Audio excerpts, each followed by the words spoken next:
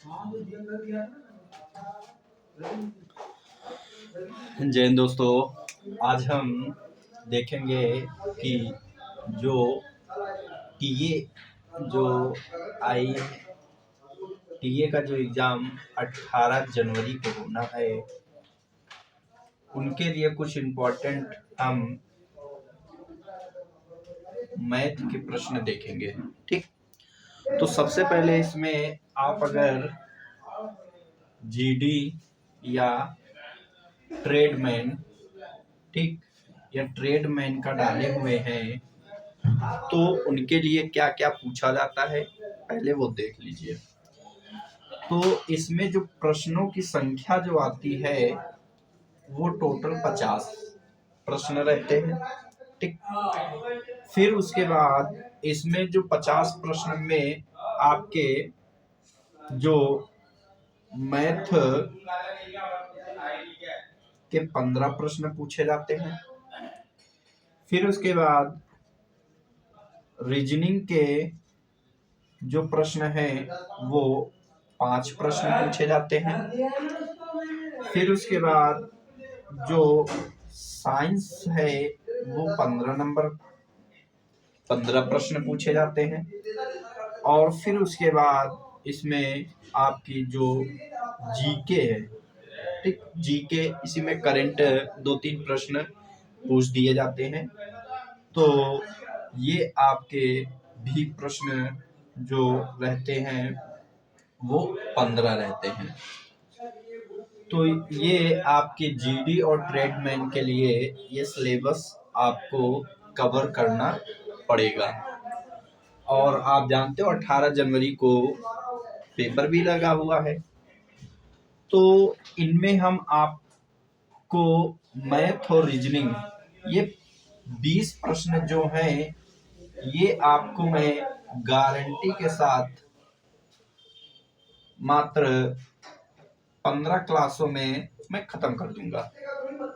उसकी टेंशन आप हटा दीजिए। और जीके और साइंस जो है कभी कभी अगर नोट्स मिलेगा तो मैं प्रोवाइड करा दूंगा, और अगर क्लास का वो कहोगे तो वो भी मैं करवा दूंगा। तो मैथ और रीजनिंग पे हम थोड़ा ध्यान देंगे। तो इसको स्क्रीनशॉट लेना हो तो ले लीजिए। ठीक, और थोड़ा परिचय मेरा भी जान लीजिए। और अधिकतर सभी बच्चे जो आर्मी की तैयारी करते हैं वो अच्छे से हमको जानते हैं। और मुझे इसमें लगभग 6-7 सालों का एक्सपीरियंस है। और लगभग सैकड़ों जो छात्र हैं वो आर्मी में नौकरी कर रहे हैं हमारे पढ़ाए हुए, और संस्थान भी थी। और अब मैं खुद ही प्रेजेंट टाइम पे एक गवर्नमेंट एम्प्लॉय हूँ, रेलवे टेक्नीशियन में। तो बच्चों का कुछ समस्याएं थी प्रश्न को लेकर, तो उनके लिए एक छोटा सा बोर्ड यहाँ समझो लिया हुआ हूँ, और उन्हीं के लिए थोड़ा बहुत इन्वेस्ट करके मैं यहाँ पे रूम में पढ़ा रहा हूँ। ठीक, तो इसके लिए आप परेशान ना हो।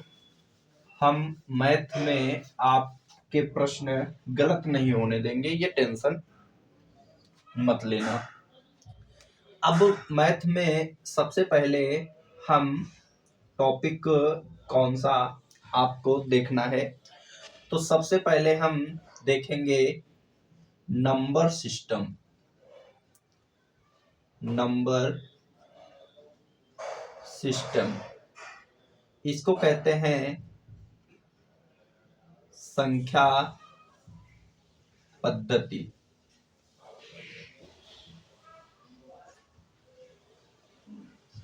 संख्या पद्धति के बारे में समझेंगे। तो संख्या पद्धति क्या है इसके बारे में समझेंगे, और संख्या पद्धति से प्रश्न कैसे कैसे पूछे जाते हैं और कैसे बनते हैं, आपको डायरेक्ट प्रश्न देखने को मिलेंगे। ध्यानपूर्वक आपको पढ़ना है। तो इसमें सबसे पहले हम इसमें जान लेते हैं संख्या पद्धति के बारे में। तो संख्या पद्धति आप जानते हो कि जैसे हमारे नंबर होते हैं 1, 2, 3, 4, 5 एंड डॉट डॉट। ये सिंबल जो होता है अनंत का होता है। ये सिंबल काहे का होता है? अनंत का। ये अनंत का सिंबल होता है। ठीक। तो अगर कोई संख्या एक से मतलब है कि एक से लगातार कोई पद अगर है, जो लगातार पद का मतलब कि एक के बाद दो, दो के बाद तीन, तीन के बाद चार एंड डैश अनंत।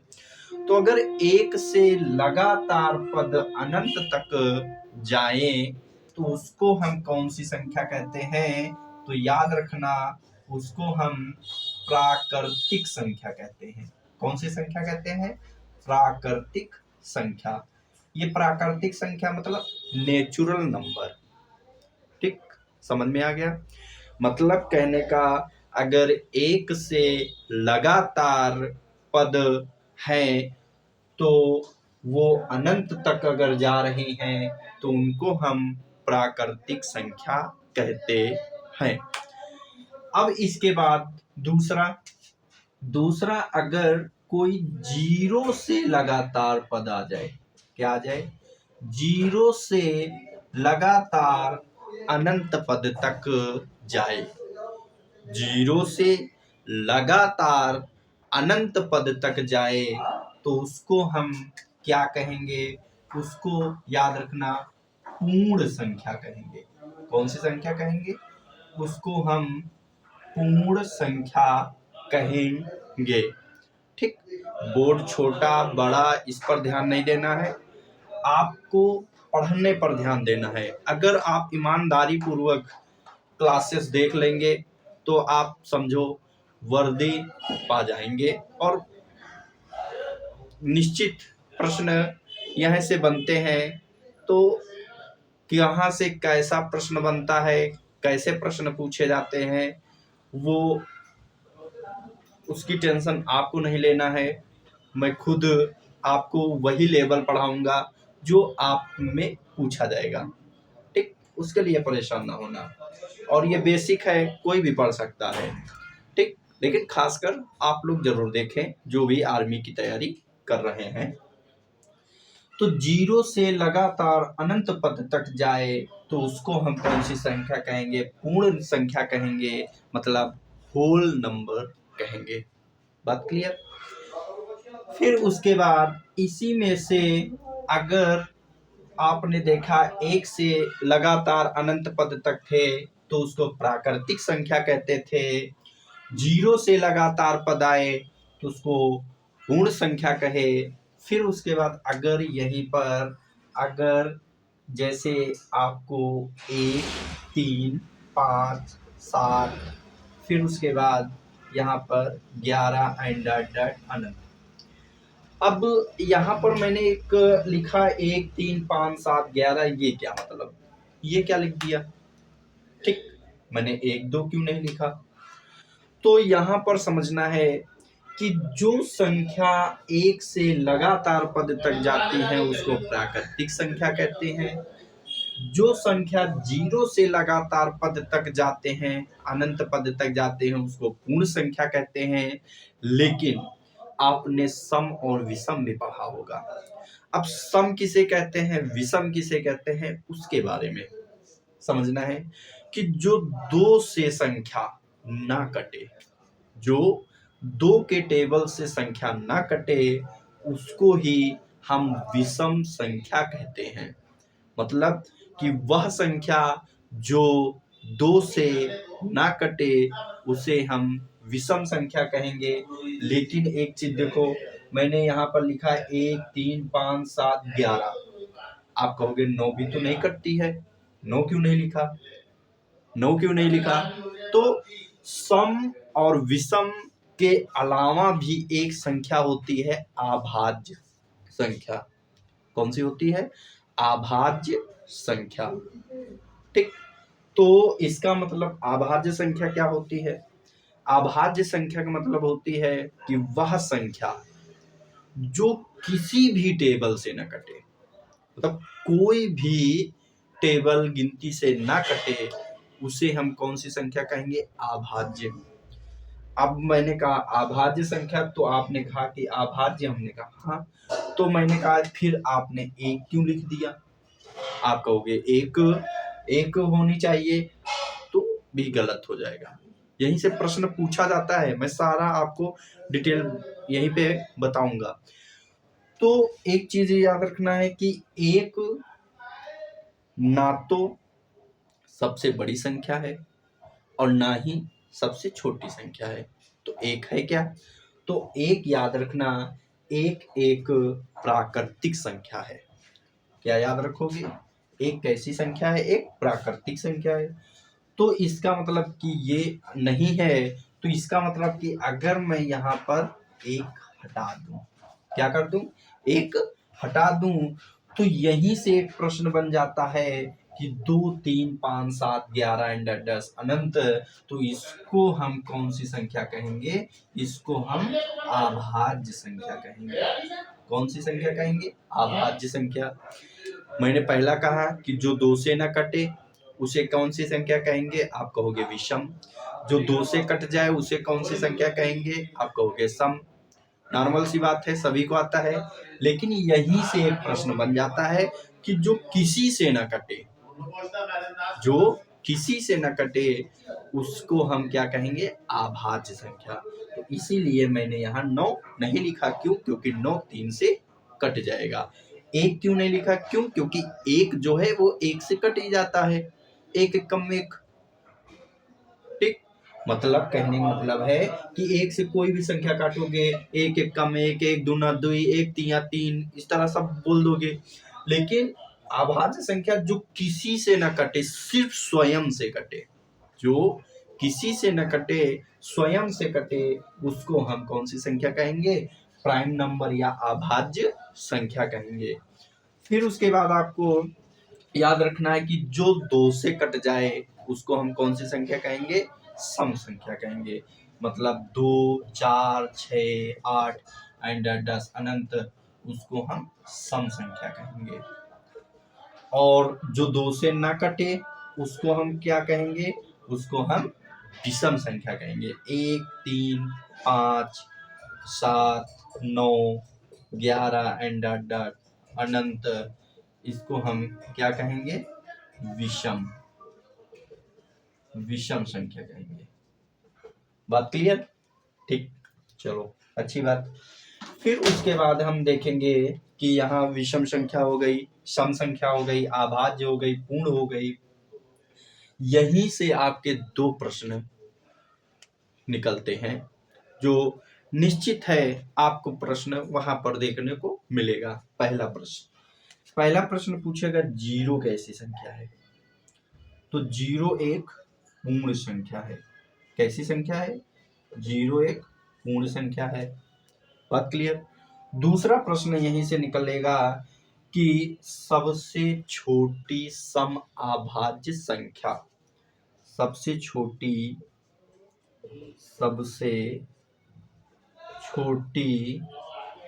सम अभाज्य संख्या कौन सी होती है? तो याद रखना 2 होती है। कौन सी होती है? 2 होती है। तो ये 2 प्रश्न यहाँ से देखने को आपको निश्चित मिलेगा। ये 100% सही फैक्ट है, क्योंकि पिछला भी कोई भी एग्जाम दिया होगा तो ये 2 प्रश्न आर्मी के फेवरेट ही है। उसमें आप दिक्कत न लेना, ये इतने में से आपका 1 या 2 प्रश्न देखने को वहां मिल जाएगा। ठीक।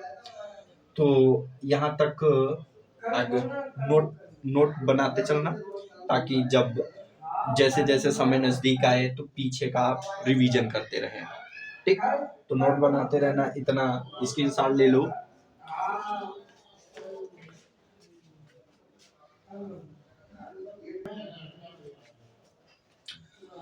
तो अब यहाँ पर कुछ फार्मूले हैं उनको देख लेते हैं। जैसे कि प्रथम n लगातार प्राकृतिक संख्याओं का योग। अगर पूछे तो n ऑफ n+1/2। n का मतलब क्या होता है? n का मतलब होता है कुल संख्या। n का मतलब क्या होता है? नंबर, मतलब कुल, टोटल नंबर, कुल संख्या। फिर उसके बाद दूसरा, प्रथम n लगातार प्राकृतिक सम संख्याओं का योग। सम संख्याओं का योग क्या होता है? n of n+1। n of n+1 प्रथम n लगातार प्राकृतिक सम संख्याओं का योग। नोट करते चलना है आप सभी को। फिर उसके बाद अगला, प्रथम n लगातार प्राकृतिक विषम संख्याओं का योग n²। क्या होता है? n²। फिर उसके बाद मोस्ट इंपॉर्टेंट है k के प्रथम n गुणजों का योग। तो क्या होता है? kn of n+1। kn of n+1। ठीक, याद रखोगे ना? ठीक, गुड। फिर उसके बाद प्रथम n लगातार प्राकृतिक संख्याओं के वर्गों का योग। वर्गों का योग क्या होता है? n of n+1 of 2n+1/6। ठीक, कभी कभी डायरेक्ट आपका फार्मूला पूछ दिया जाता है, तो इसीलिए इनको याद करना और आपको पढ़ना आवश्यक है। फिर उसके बाद प्रथम n लगातार प्राकृतिक संख्याओं के घनों का योग। घनों का योग n ऑफ n+1/2 का whole square. n of n+1/2 का होल स्क्वायर। तो इतना आप लोग नोट कर लो या स्क्रीनशॉट ले लो। ठीक, नोट करो।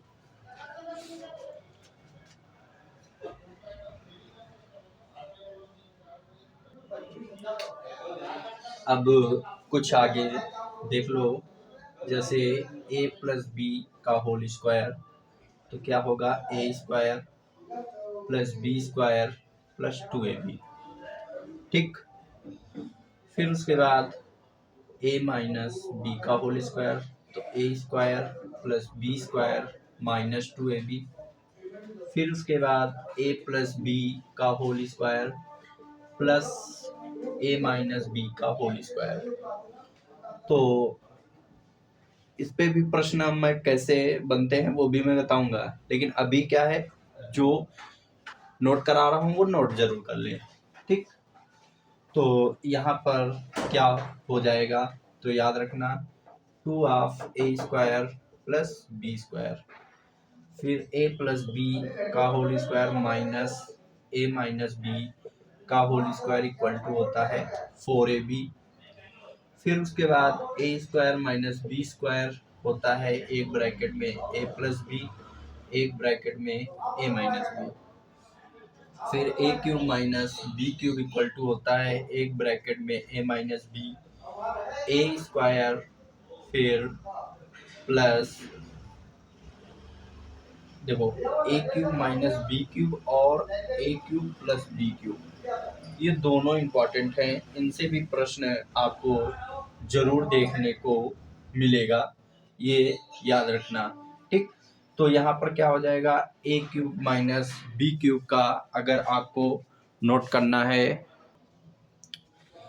तो अब इसके बाद यहाँ A minus B A square plus A B plus B square, और A cube plus B cube का क्या होता है, तो याद रखना कि एक ब्रैकेट में A plus B A square minus A B plus B square.